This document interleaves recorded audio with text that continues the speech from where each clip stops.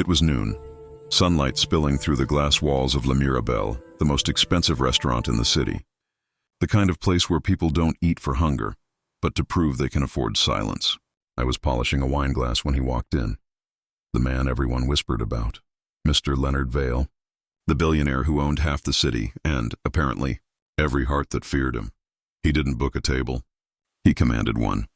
His presence shifted the air, like money had its own gravity. Behind him walked a small boy, around 8, pale, fragile, eyes lost somewhere far beyond this room. The boy's silence was heavier than the crystal chandeliers above us. "Window seat," Mr. Vale ordered. I nodded and led them there. Every eye in the restaurant following the man in the gray suit and his ghostly son. As I set down the menus, he said without looking up, "You're new here, aren't you?" "Yes, sir." 2 weeks. "Good," he murmured. "Means you still believe people are decent." I smiled faintly, unsure how to reply. The boy looked at me then, his eyes flickered with something like fear. I bent down slightly. "Would you like some juice, young man?" He didn't answer. He just stared at his own reflection in the glass window. Mr. Vale sighed sharply. "He doesn't speak," he said. "Not since his mother died." The words cut through the sunlight like glass breaking. I froze, unsure if I should apologize or stay silent. Then, as if remembering something urgent, Mr. Vale leaned forward, his tone low and deliberate. "If you can make my son speak, I'll give you a house, a luxury one. Anywhere you want in this city." I thought he was joking, but the way he said it, the way the boy's tiny hands trembled, told me he wasn't. Hours passed. I found myself checking their table every few minutes, even when I wasn't supposed to. The boy still hadn't touched his food, just kept tracing something invisible on the tablecloth with his finger. At one point, when Mr. Vale went to take a phone call outside, I saw what he was drawing, a door. A small door with a lock, over and over again. "Do you want me to open it?" I whispered, half smiling. The boy blinked. His lips moved slightly, no sound. "Come on, buddy," I said softly. "Just one word. Any word." He glanced at the entrance, then back at me. His eyes welled with tears. Before he could say anything, Mr. Vale returned. His smile looked forced. "Any progress?" "No, sir," I replied carefully. He placed a heavy tip on the table. "Try harder next time. Remember the offer." Then he left, holding his son's hand a bit too tightly. The boy looked back once before leaving. That look haunted me for days. 3 days later, they came again. Same table, same sunlight, same silence, but this time the boy wouldn't even sit. He stood beside the chair, frozen, eyes darting to me like I was the only one who could hear him without sound. Mr. Vale sighed. "He hasn't eaten, hasn't slept. Doctors are useless. You have some kind of connection with him. I can see it. Just make him talk." He sounded desperate. But behind that desperation there was something darker. Something rehearsed. I knelt down beside the boy again. "Hey, remember the door you drew?" He looked up quickly. "You want me to open it again?" He hesitated, then nodded. "Just once," I smiled. "Okay, but you'll have to tell me what's behind it." For a second he looked like he wanted to speak, but then his father's hand landed heavily on his shoulder. The boy flinched. "Don't waste his time," Mr. Vale snapped. "He's broken." Something in me cracked. "Sir, maybe he just needs..." "Needs what?" Mr. Vale interrupted coldly. "Love? Fairy tales? He needs discipline. That's what his mother never understood." He reached for his glass of water, calm again. But the boy was trembling. His lips quivered. His tiny voice, rough like rust, whispered, "Help!" The glass slipped from Mr. Vale's hand. It shattered across the marble floor. Everyone turned to look. But I couldn't move. The boy's first word, after months of silence, wasn't Dad or Mom. It was help. They left in a rush that day. Mr. Vale didn't say a word. He just left a business card on the table. On the back, written in gold ink, were 5 words. "Don't repeat what you heard." But that night, I couldn't sleep. I kept seeing the boy's face, hearing that word. By morning, I decided to do something stupid. I called the number on the card. A woman answered, calm, polite. "Mr. Vale's residence." "This is Daniel," I said, "the waiter from La Mirabelle." I wanted to check on the boy." Silence. Then she whispered, "He doesn't have a son, sir." I froze. "What?" I said, "Mr. Vale doesn't have a son. He lives alone." The call cut. Confused, I went online. There were no pictures of him with a child. No mention of a wife either. Just business articles, charity events, power, money. But nothing human. Then I saw a headline from 2 years ago. Businesswoman Laura Vale and her son missing after mansion fire. Husband presumed dead. My blood ran cold. The photo was the same man. Only the name was different. Leonard Vale used to be Michael Turner.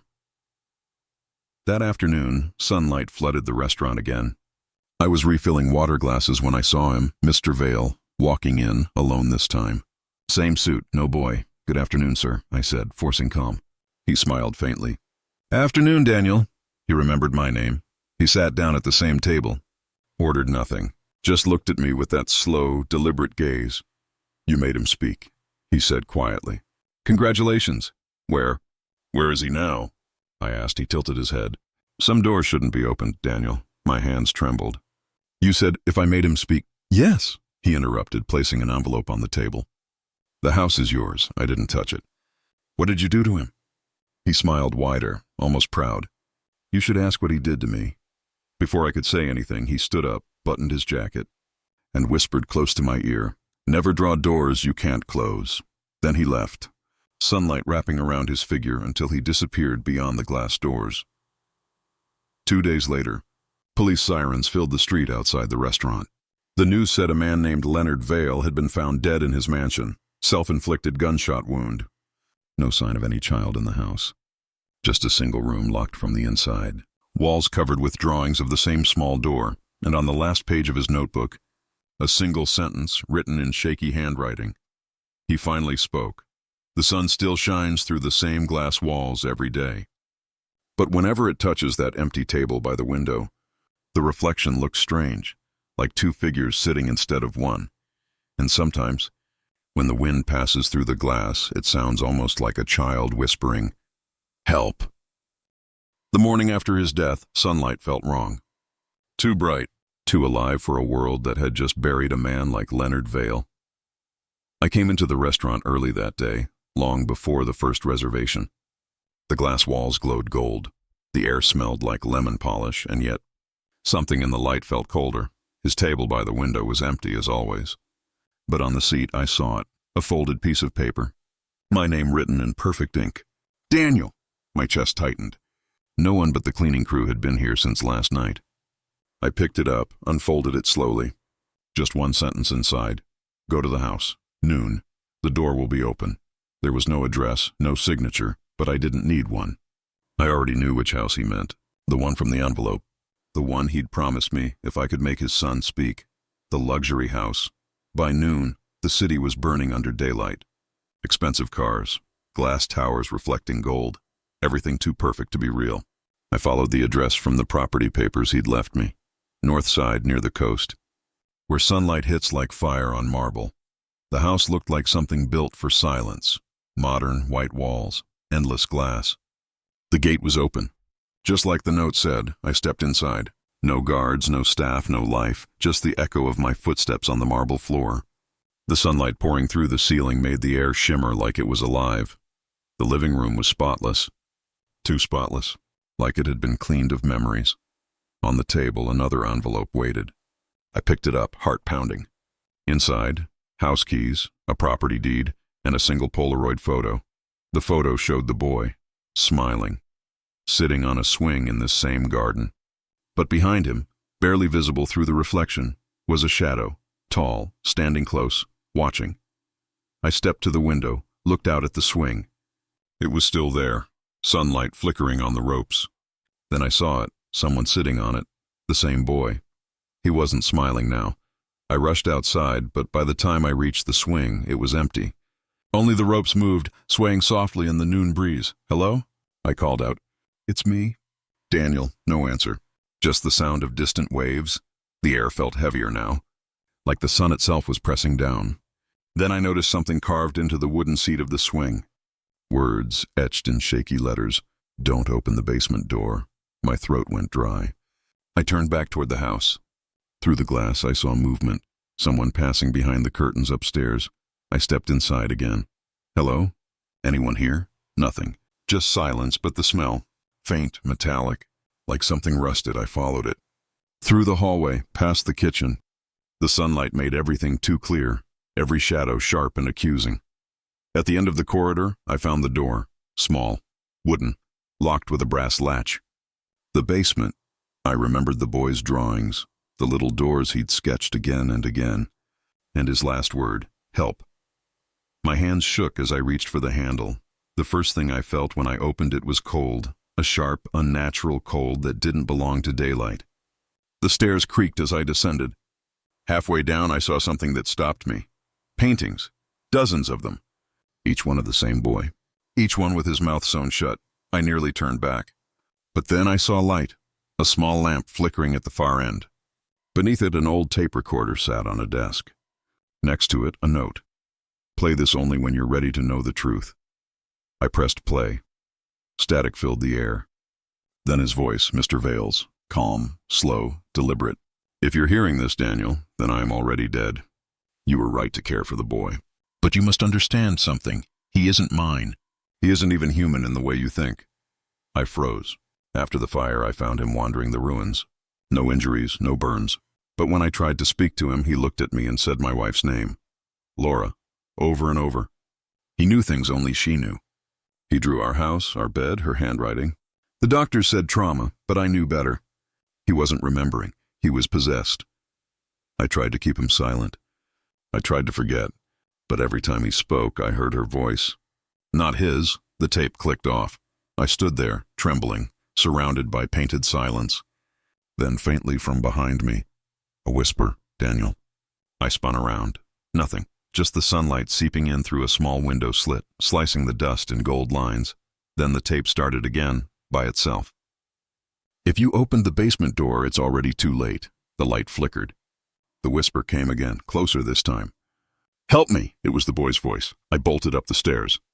My heart hammered so loud I couldn't hear anything else.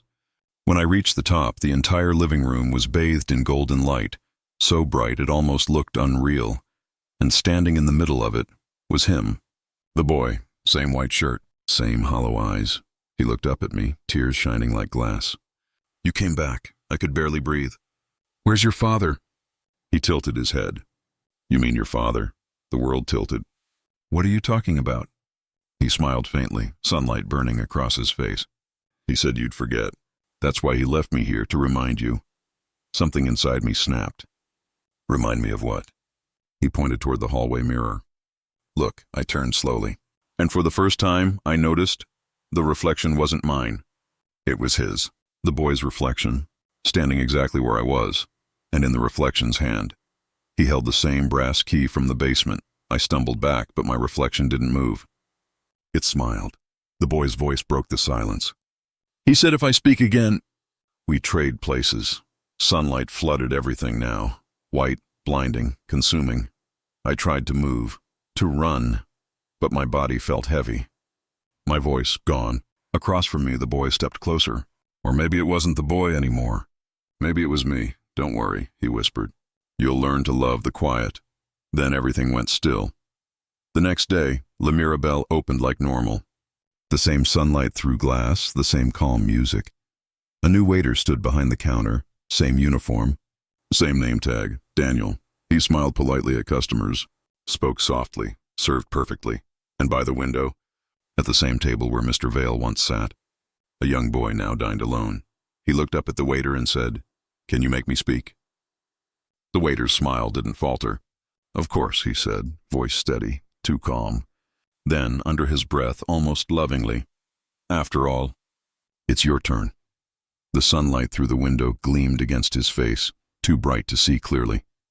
But if you looked closely, just closely enough, you'd notice his reflection in the glass wasn't smiling, it was screaming.